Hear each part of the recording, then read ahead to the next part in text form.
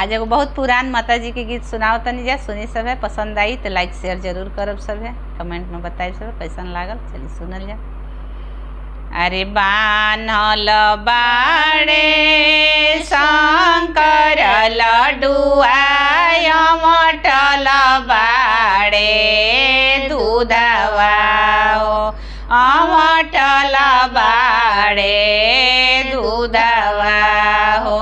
अरे बान्हल बाड़े लाल बछेड़वा मैया सजली रंथवा हो।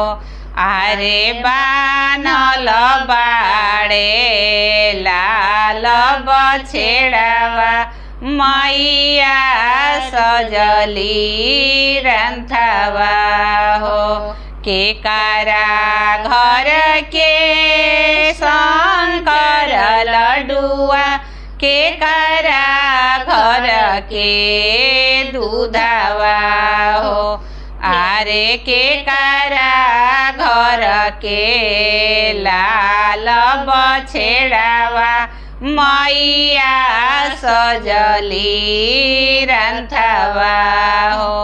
अरे के कारा घर के लाल बछेड़वा मैया सजली रंथवा हो।